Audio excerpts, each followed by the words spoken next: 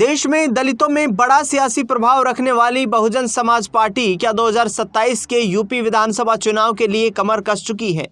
क्या मायावती 2027 के विधानसभा चुनाव के लिए अचूक और सटीक रणनीति तैयार कर रही हैं?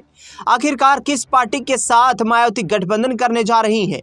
क्योंकि लोकसभा चुनाव में निराशाजनक प्रदर्शन के बाद मायावती इस बात को लेकर चिंतित हैं कि उत्तर प्रदेश, जो कि बहुजन समाज पार्टी की नींव रही, राजनीतिक विरासत और सियासत का गढ़ रहा, वो उत्तर प्रदेश 2027 में उनके लिए किस तरीके से भाग्योदय करता हुआ नजर आए। बता दें आपको कि आगामी वक्त में मायावती बड़ा कदम उठा सकती हैं। मायावती के इंडिया गठबंधन में शामिल होने की खबरें सामने आ रही हैं।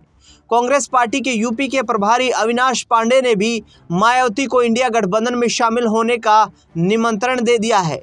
उन्होंने कहा कि यदि मायावती संविधान और पीडीए को बचाना चाहती हैं, यदि वो इंडिया गठबंधन में शामिल हो जा सकती हैं, तो फिर दलितों के अधिकारों को बचाया जा सकता है।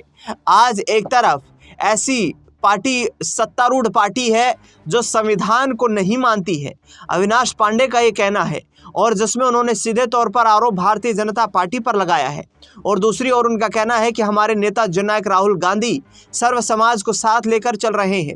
ऐसे में बहुजन समाज पार्टी को और उनकी सुप्रीमो को ये विचार करना चाहिए कि यूपी में सत्ता परिवर्तन के लिए 2027 में उनका इंडिया गठबंधन में शामिल हो जाना बेहद ज़रूरी है।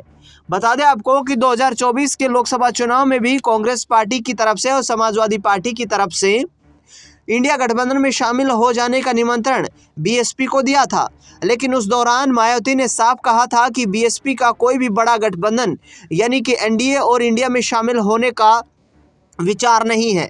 बीएसपी अकेले चुनाव लड़ने का विकल्प चुनती है और बीएसपी अपने दम पर वोट बैंक और पहचान को मजबूत करना चाहती है। बता दें आपको कि 2024 के लोकसभा चुनाव में बीएसपी के यूपी में विशेष तौर पर निराशाजनक नतीजे सामने आए। ऐसे में 2027 की रणनीति को लेकर आकाश आनंद और मायावती लगातार कोशिशें कर रहे हैं।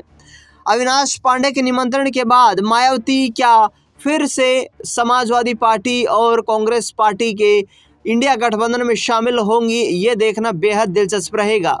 जिस तरीके से यूपी में मजबूत सियासी जनाधार के साथ समाजवादी पार्टी ने वापसी की है, मायावती इस सोच विचार कर सकती हैं इस पहलू पर कि यदि इंडिया गठबंधन में शामिल हो जाया जाए तो फिर सेकुलर वोट और इसके साथ साथ दलित वोट को भी एक साथ कंसोलिडेट किया जा सकता है।